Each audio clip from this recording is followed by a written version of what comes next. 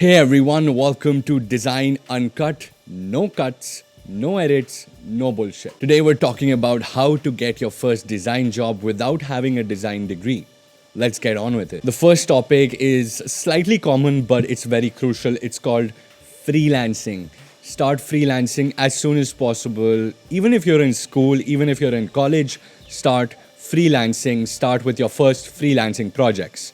This will help you build your portfolio, not only build your portfolio, but also have real live products in your portfolio.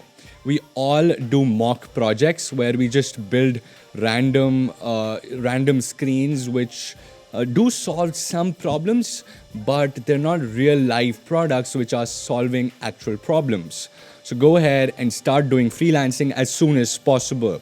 There are a lot of platforms which I would recommend, things like Uplabs and Freelancer, but all these are so saturated. There are at least thousands, if not lakhs, of people who are there on these platforms. So actually getting your first project will take a lot of patience, a lot of time.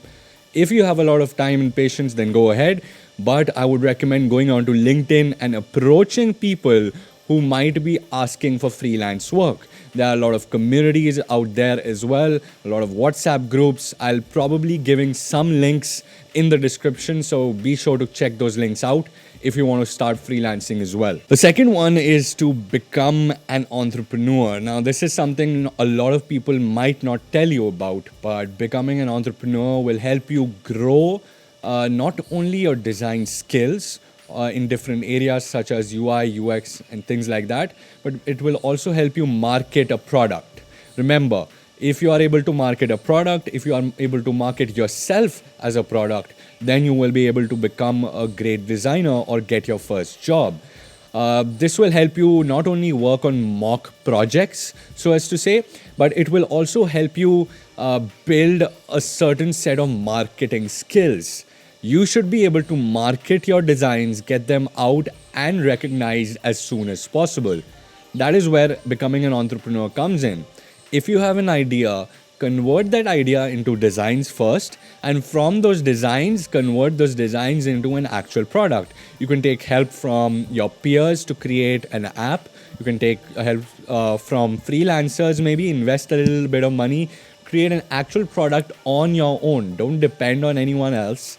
Go ahead and do it yourself. That is what becoming an entrepreneur is all about. That also helps you gain that hustle attitude. You're hustling every day to get your designs out and to get your designs appreciated. And that's very similar to becoming an entrepreneur as well. The third point I just cannot stretch enough. Become a content creator.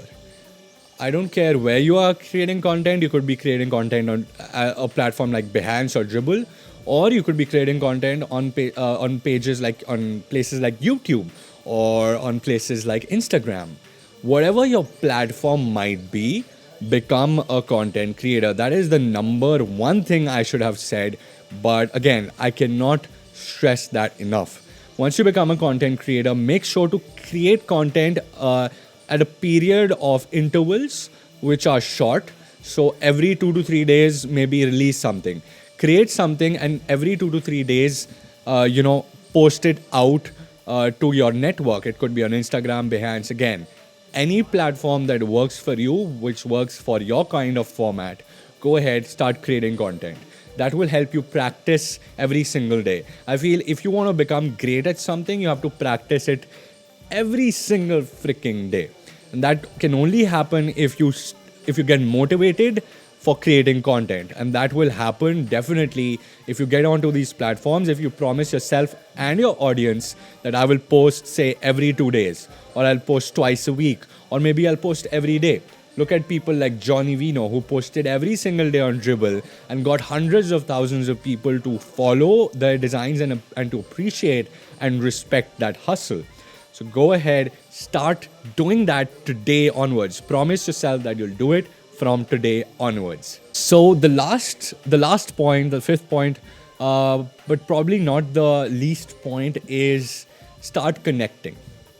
If you are a designer, if you are someone who is going forward to get actual jobs, or to get projects for freelancing as well, you have to know how to network.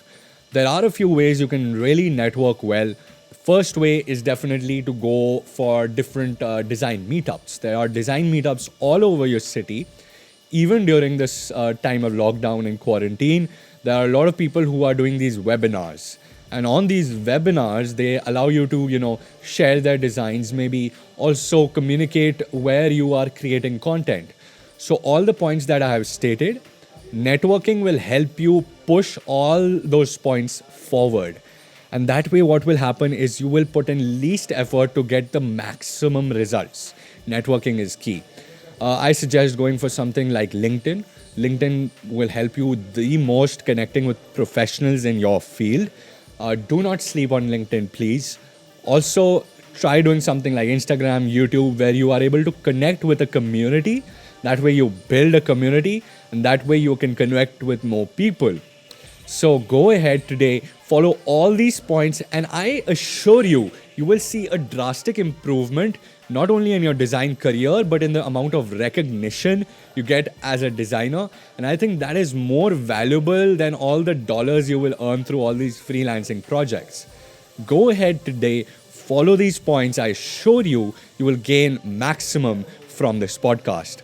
Now, this is a new podcast. I want you guys to subscribe as much as possible. Also, tell me what you like about these podcasts, what you don't, what you want me to improve. And I will be posting one podcast every single week.